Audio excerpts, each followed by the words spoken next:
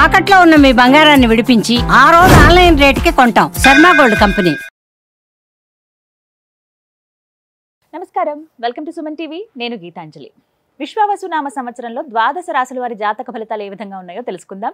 వివరించేందుకు ప్రస్తుతం మనతో పాటు ఉన్నారు శ్రీచక్రపీఠం వ్యవస్థాపకులు, ప్రముఖ జ్యోతిష్య పండితులు బ్రహ్మశ్రీ ప్రదీప్ జోషి గురువు గారు. వారితో మాట్లాడదాం. గురుగారు నమస్కారం అండి. శ్రీమాత్రే నమః. గురుగారు, ఈ విశ్వావసు నామ సంవత్సరంలో కన్యా రాశి వారి జాతక ఫలితాలు ఏ విధంగా ఉన్నాయో తెలియజేస్తారా? విద్యుద్ధామ సమప్రభాం మృగపతి స్కంధస్థితాం భీషణాం కన్యాభిక్కరవాలకేట విలసదస్తాభిరా సేవితాం హస్తైశ్చక్రగధాసికేట విశికాన్ చాపం గుణం తర్జనీం బిభ్రాణాం అనలాత్మికాం శశిధరాం దుర్గాం త్రినేత్రాం భజే. శ్రీమాత్రే నమః. శ్రీ గురుభ్యో నమః.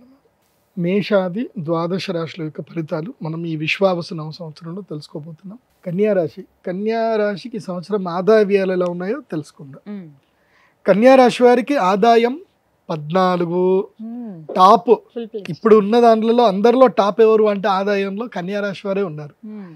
సో వ్యయము 2, అంటే సంపదలు ఎక్కువగా వస్తాయి, ఖర్చులు తక్కువగా ఉన్నాయి. తర్వాత రాజపూజ్యం 6. ఈ సంవత్సరం హైయెస్ట్ రాజపూజ్యంలో నంబర్ 2 పొజిషన్లో ఉన్నది కూడా కన్యారాశి వారే. తర్వాత అవమానించే వారు కూడా 6 ఉన్నారు. అంటే 6 తిడితే 6 మెచ్చుకుంటారు. బాగుంది. కన్యారాశి, కన్యా అంటే ఏమిటంటే స్త్రీ, అంటే సిగ్గుపడే లక్షణం. ఎవ్వరికి ఏదీ చెప్పరు, అన్నీ చెప్పినట్టుగా ఉంటారు, కానీ ఏదీ చెప్పనట్టుగా ఉంటుంది. భయపడినట్టుగా నటిస్తారు కానీ అస్సలు భయపడరు. భయపెడతారు తప్ప భయపడరు. మళ్ళీ చూస్తేనేమో అమాయకుల్లాగా ఉంటారు. వీళ్ళు మాయకులు తప్ప అమాయకులు కారు. అలా కన్యా రాశి అంటేనే విలక్షణమైన రాశి. కాబట్టి ఈ సంవత్సరం కన్యా రాశి వారికి ఏంటంటే మీరు ఒకే ఒక్క విషయంలో జాగ్రత్త పడాలి. మిగతా అంత బాగుంది. ఒకటంటే 2 విషయాలు. 2 విషయాల్లో జాగ్రత్తగా ఉంటే చాలు, మిగతా అన్ని విషయాల్లో మీరంతా సూపర్ బాగుంది. ఏమిటి గురుగారు అవి? 1 రిలేషన్షిప్. సప్తమ స్థానం లోపలికి శని వచ్చాడు కదా, 7వ ఇంట్లోకి శని రాగానే మీ ఆవిడ లేదంటే మీ ఆయన నెత్తి లోపలికి ఏంటంటే శని దూరుతాడు. అనుమానం మొదలవుతుంది. అనుమానం అది భయంకరమైందండి. ఎంతో ఎట్లుంటుంది అని అంటే ఎవడో మనకు సంబంధం లేదు, ఎవరితో మనకు సంబంధం లేదు, అది మెసేజ్ చేస్తుంది, అదేదో ఫోటో పెడుతుంది, అది నీకెందుకు ఫోటో పెట్టింది, ఇక స్టార్ట్. అది బై మిస్టేక్ వచ్చింది, నాకు సంబంధం లేదు. అది ఆవిడ కూడా ఎవరో మెసేజ్ పెడుతుంది, సారీ మై రాంగ్ నెంబర్కో దియా అని అంటది. కానీ మాత్రం ఈవిడ ఊరుకోదు కదా, రాంగ్ నెంబర్ అయితే నీకే ఎందుకు పంపించాలి అని అంటది. ఇలాంటివి ఈ సంవత్సరం కన్యా రాశి వాళ్ళకే వస్తాయి. కాబట్టి కన్యా రాశి వారు ఈ సంవత్సరము ఏది స్మార్ట్ ఫోన్ను తీసి పక్కన పడేసేయండి. మీరు క్లియర్గా స్టేటస్ పెట్టేసేయండి, ఈ సంవత్సరం నేను స్మార్ట్ ఫోన్ వదిలేస్తున్నాను, డబ్బా ఫోన్ వాడుతున్నా. ఒక 2000 రూపాయల డబ్బా ఫోన్ వాడండి. ఎందుకోసమంటే ఈ మధ్య సంసారాలు నాశనం అవుతున్నాయనంటే దానికి కారణం సెల్ ఫోనే, స్మార్ట్ ఫోనే. అది ఆడ ఏమీ ఉండదు. పోనీ నువ్వు నిజంగా నిరూపించావు అనుకో, ఫైనల్గా ఎవరికి నష్టము? అనుమానం నిజమైంది, మీ ఆయన ఏదో తిరిగాడు పోయాడు, నిజమైంది. దాన్ని చేసి ఏం సాధిస్తావంటే నీ పిల్లలకి తండ్రిని దూరం చేయడం తప్ప ఏముండదు. మళ్ళీ నువ్వు సింగిల్ పేరెంట్ అవ్వడం తప్ప ఇంకేముండదు అది. సో అనుమానం అనే దాన్ని తీసి పక్కన పెట్టండి. దానివల్ల ఒక అనా పైసా లాభం లేదు. నేను చాలా అనుభవంతో చెప్తున్నాను. ఎందుకోసమంటే నా గుమ్మం దొక్కే వాళ్ళు ఎంతోమంది ఉంటారు ఇట్లా ఫ్యామిలీ డిస్ప్యూట్ తోటి. ఎంతమందిని కూర్చోబెట్టి కౌన్సిల్ చేసి పంపిస్తున్నానంటే నేను నా చేతులారా ఒక 50-100 పై కుటుంబాలను నేను నిలబెట్టా, కాపురాలు నిలబెట్టా. కోర్టు కేసులు పెట్టుకొని గొడవలు పెట్టుకున్న అందరినీ పిలిచి, అది కాదురా నాయన, ఇది మీ రియల్ లైఫ్లోకి రావట్లేదు. మీ జీవితాలు, మీ పిల్లలకి ఏ పోలీస్ ఆఫీసర్ కానీ, ఏ జడ్జి కానీ, ఏ లాయర్ కానీ నీ పిల్లలకి అన్నం పెట్టరు, నీ పిల్లలకి ఎవరూ చదివించరు, ఏ ప్రభుత్వం చదివించదు. ఏదున్నా మీ పిల్లలకి మీరిద్దరే. సో మీరిద్దరు విడిపోతే మీ పిల్లల జీవితాలు పాడైపోతాయి. సో అని ఎంతోమంది కౌన్సిల్ చేశాను. ఈ సంవత్సరం కన్యా రాశి వారికి చెప్పేది ఏంటంటే చాలా సింపుల్ లైఫ్ గడపండి, ట్రాన్స్పరెంట్గా ఉండండి. ఏదున్నా భార్యాభర్తల మధ్యన అనురాగ ద్వేషాలు వస్తాయి, విడిపోవడాలు వస్తాయి. అదొకటి. 2వ విషయం ఏంటంటే జాగ్రత్త పడాల్సింది ఏంటంటే ఫినాన్షియల్. అప్పులు ఇవ్వకండి. అప్పులు ఇస్తే తిరిగి రావు. కన్యా రాశి వారికి ఉన్న దురదృష్టం ఏంటంటే మీరు ఎవరికి డబ్బులు ఇచ్చినా వాళ్ళు మీకు తిరిగి ఇవ్వరు. మీరు ఎంతన్నా చేసుకోండి, ఏవి మీరు ప్రామిసరీ నోట్ రాసుకోండి, ఏవైనా చేసుకోండి, అన్లెస్ సేల్ లీడ్ చేయకుండా డబ్బులు ఇవ్వకండి. మీరు అప్పిచ్చేది ఉన్నా సేల్ లీడ్ చేసుకొని అప్పివ్వండి. ఎందుకోసం అంటే ఈ మధ్యన ఒకళ్ళు ఏంటంటే వాడి దగ్గర 3 కోట్లు ఏదో ఇల్లు అమ్మితే డబ్బులు వచ్చినాయి. 3 కోట్లు ఎక్కడ పెట్టాలి? ఎవడో అన్నాడు, నీకు 3 రూపాయలు వడ్డిస్తే నాకు 3 కోట్లు ఇవ్వు అన్నాడు. సరే 3 రూపాయలు వడ్డిస్తే నాకు ఏం తాకట్టు ఏం పెడతావు అంటే నా ఆస్తి నీకు జీపీఏ చేసి ఇస్తా అన్నాడు. పాప వాడికి జీపీఏ అంటే నువ్వు హక్కుదారివే బాబు, జీపీఏ వేసి ఇస్తా అన్నాడు. జీపీఏ వేసి ఇచ్చాడు. వాడు సడన్గా యాక్సిడెంట్లో చచ్చిపోయాడు. జీపీఏ అర్థం, జీపీఏ ఎప్పటి వరకు వ్యాలిడ్ అంటే మనిషి బతుకున్నంత వరకే వాల్యూ, మనిషి చచ్చిపోతే దానికి వాల్యూ ఉండదు. సో ఆ విషయం నాకు తెలీదు. వాళ్ళ భార్య వాళ్ళందరూ ఏమన్నారంటే మాకు సంబంధం లేదు, జీపీఏ వేస్తే సో ఆయన అడుకో, మాకు సంబంధం లేదు, అది మాకు మ్యూటేషన్ అయిపోతుంది. అయిపోయింది. వీడు ఇప్పుడు కోటి చుట్టూ తిరుగుతున్నాడు అనుకోండి, సో 3 కోట్లు ఎగిరిపోయాయి. అందుకే నేను చెప్పేది ఏంటంటే ప్రామిసరీ నోట్లు ఇవి ఏవి కూడా మీరు కోర్టు చుట్టూ తిరగడానికి, మీ తల గోక్కోవడానికి తప్ప దేనికి పని చేయవు. కాబట్టి ఏదన్నా మొన్ననే సుప్రీంకోర్టు జడ్జిమెంట్ కూడా చదివాను, సేల్ డీడ్ చేస్తే తప్ప మీకు ఆస్తి మీద పూర్తి అధికారం ఉండదు. మీరు వడ్డీలకు ఇచ్చుకోండి, కాకపోతే సేల్ డీడ్ చేసుకొని వడ్డీలకు ఇచ్చుకోండి. ఏవైనా సరే దేనికి తగ్గట్టుగా పిండి కొద్ది రొట్టె, మీరు ఎంత ఇస్తున్నారు అంత. కానీ కన్యా రాశి వారికి మీరు ఇతరులకు ఎవరికి సహాయం చేసినా తిరిగి అయితే రావు. అండ్ అనారోగ్యం కూడా పడే అవకాశాలు ఉంటాయి. కాబట్టి ఆరోగ్య విషయంలో కొంచెం జాగ్రత్తగా ఉండండి, బద్ధకం వదలండి, రోజు సూర్య నమస్కారాలు చేయండి. అంతకుమించి ఏం వస్తుంది, సూర్య నమస్కారాలు గట్టిగా చేయండి. కన్యా రాశి వారికి బాగుంటుంది. ఈ సంవత్సరం అరిష్టాలు లేవు కన్యా రాశికి, అదృష్టము లేదు, అరిష్టము లేదు. అందుకోసం అంటే దశమ గురువు వస్తే ఏదో ఒక పనిలో బిజీ ఉంచుతాడు, డబ్బులు ఇస్తాడు, డబ్బులు తీసుకుంటాడు. నష్టం లేదు కన్యా రాశి వారికి, నష్టం లేదు.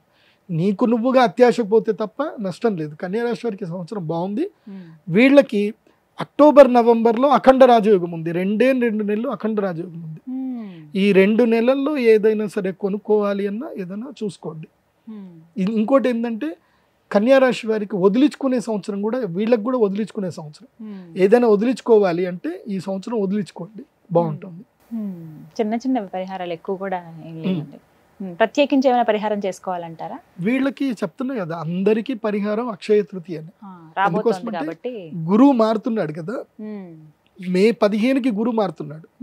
సో ఏప్రిల్ 30కి మనం అక్షయ తృతీయ మహాలక్ష్మి యాగం చేసుకొని యంత్రం దగ్గర పెట్టుకుంటే గురువు అనుగ్రహం తప్పకుండా కలుగుతుంది, నష్టాలు జరగకుండా బాగుంటుంది. కన్యా రాశి వారికి నష్టాలు జరగకుండా ఉండడానికి యాగం, లాభం జరగడం కాదు, నష్టాలు జరగకుండా ఉండడానికి యాగం చేస్తుంది, బాగుంటుంది.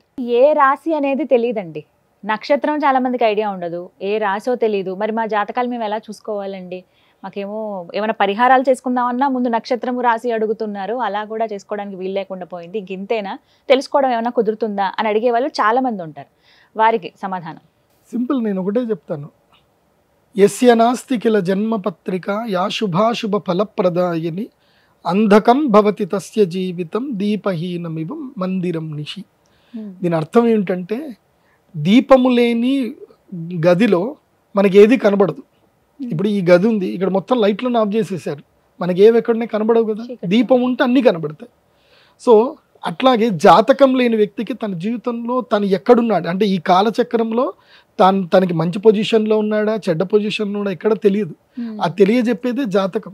జాతకం ఒకటి ఉందనుకోండి, వాళ్ళ జీవితంలో ఇప్పుడు ఏలినాటి శని వస్తే ఎట్లా జాగ్రత్త పడాలి, గురుడు లక్ ప్లేస్కి వచ్చాడు, ఇప్పుడు బిజినెస్ చేయాలా ఉద్యోగం చేయాలా, ఇవన్నీ తెలిసేది జాతకం ద్వారానే. సో జాతకం లేకపోతే ఏం తెలియదు. జాతకం అంటే నీ date of birth, time, place అక్యురేట్గా ఉండాలి, ఉంటేనే అది నీకు జాతకం ఉన్నట్టు. జాతకం లేదు అనుకోండి, ఇక మీకు తల్లిదండ్రులు ఏదైతే పేరు పెట్టారో దాంతో మీరు రాశులు చూసుకోవాలి. జాతకం లేదు అంటే, ఒకవేళ మీ date of birth, time, place ఉంది, మీరు సింపుల్గా నా వెబ్సైట్ విజిట్ అవ్వండి, pradeepjoshi.com వెబ్సైట్ విజిట్ అవ్వండి. అక్కడ మీకు హోరోస్కోప్ డీటెయిల్స్ ఉంటాయి. మీ date of birth, time, place enter చేసి సబ్మిట్ చేస్తే మీ జాతకం మీకు PDF రూపంలో వస్తుంది. సో అక్కడ మీ జన్మ నక్షత్రము, జన్మ రాశి ఉంటుంది. సో దాన్ని బట్టి మీ జన్మ నక్షత్రం ఏంటి, మీ జన్మ రాశి ఏంటి చూసుకొని అప్పుడు మేము ఈ మన ఛానల్లో చెప్పే నేనైతే రాశి ఫలాలు చెప్తానో అవి మీరు ఫాలో అవ్వాలి. ఇప్పుడు పత్రికల్లో ఎక్కడ చూసినా మీ రాశి ఏంది అనేది ఆ రాశి ఫాలో అవ్వాలి. జాతకం ఉండి నంబర్ 1 ప్రిఫరెన్స్ ఏంది అని అంటే కనుక date of birth, time, place మీద వచ్చేదే ఒరిజినల్. అది లేదు అన్నప్పుడు ఇప్పుడు నీ పేరు రాము అనుకో, పేపోరారి చిత్తా నక్షత్రం తులారాశి అవుతుంది. నీ పేరు శ్రీనివాసు అనుకో, అది కూడా చిత్తా నక్షత్రము తులారాశి అవుతుంది. లేదంటే దాక్షాయిణి అని పేరు పెట్టుకున్నారు, భూదాబాడ పూర్వాషాఢ, సో పూర్వాషాఢ నక్షత్రం అవుతుంది, మకర రాశికి వెళ్ళిపోతుంది. సో ఇట్లా మీ యొక్క రాశిని ఏది తెలుసుకోవాలంటే పేరు బట్టి చెప్పే రాశి 100% అయితే ఫలితాలు ఇవ్వదు. జన్మ నక్షత్రం అంటే పుట్టిన సమయంలో ఉన్న నక్షత్రము రాశి మాత్రమే మోస్ట్లీ 80% యాక్యురేట్గా ఉంటుంది. అండ్ వన్ మోర్, రాశి ఫలాలు జనరల్ ప్రెడిక్షన్స్ అందరికీ ఇవి వర్తించవు. క్లియర్గా చెప్తున్నాను, రాశి ఫలాలు జనరల్ ప్రెడిక్షన్స్ అందరికీ వర్తించవు.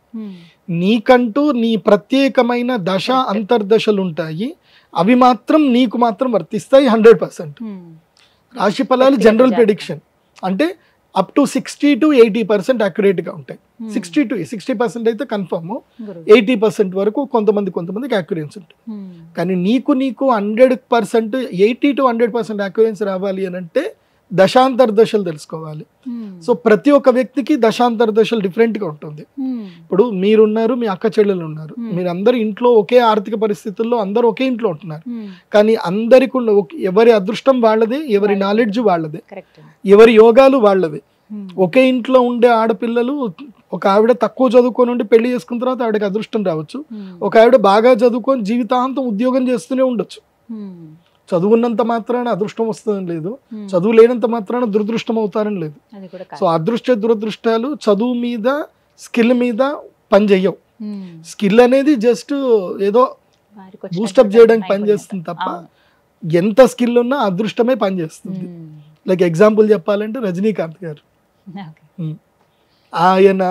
ఆయన్ని నార్మల్ వ్యక్తి చూస్తే ఆయన స్వయంగా చెప్పారు, నేను ఒక గుళ్ళో కూర్చున్నప్పుడు నన్ను బిచ్చగాడు అనుకొని ఒక ఆవిడ డబ్బులు వేసి వెళ్ళింది, అప్పుడు నేను నవ్వుకున్నాను. దేవుడు గనక నా పైన అనుగ్రహం చేసి ఉండకపోతే నేను సినిమా స్టార్ అని తెలియదు, ఒక నార్త్ గుడిలో కూర్చున్నప్పుడు, నార్త్ ఇండియాలో గుడిలో కూర్చుంటే ఆమె గుర్తుపట్టుకుని డబ్బులు వేసి వెళ్ళిపోయింది. సో ఇది నా పరిస్థితి. ఆయన అహంకారానికి వెళ్ళా, ఆయన తిట్లే. సో భగవంతుడు నన్ను ఇట్లా కరుణించాడు అన్న ఒక పాజిటివ్నెస్లో ఆయన గొప్పవాడు. ఆ గొప్పతనం అనేది అందరికీ రాదు. అలాంటి బుద్ధి, అలాంటి విచక్షణ ఉంటే తప్ప దేవుడు అదృష్టాన్ని ఇవ్వడు అందరికి. రూపము, యవ్వనము, గుణము, సద్గుణం కాదు, అదృష్టం అనేది భగవంతుడు ఇవ్వాలి. అది ఇస్తే అది ఎవరికి ఇవ్వాలో వాళ్ళకే ఇస్తాడు. దానం ఎవడు చేస్తాడో, ఎవరికైతే ఇచ్చే గుణం ఉంటుందో, ఎవరికైతే పంచే గుణం ఉంటుందో వాడికే భగవంతుడు అదృష్టాన్ని ఇస్తాడు, ఊరికే అందరికి ఇవ్వడు. సో కాబట్టి జాతకం చాలా ఇంపార్టెంట్. ఇప్పుడు నేను రాశిఫలాలు చెప్తాను, కానీ చెప్పేటప్పుడు మీరు జాతకం లేకుండా మీ ఇష్టం వచ్చినట్టుగా మీ పేర్లతో చెప్పుకొని గురుగారు కరెక్ట్ చెప్పలేదు, అన్ని రాంగ్ వెళ్ళిపోతున్నాయి అనుకుంటే అది మీ పొరపాటు, నా పొరపాటు కాదు. సరిగ్గా సరి చూసుకుని ఎవరి రాశి ఏదో నక్షత్రం ఏదో చూసుకుంటే సరిపోతుంది. ధన్యవాదాలు గురుగారు, నమస్కారం.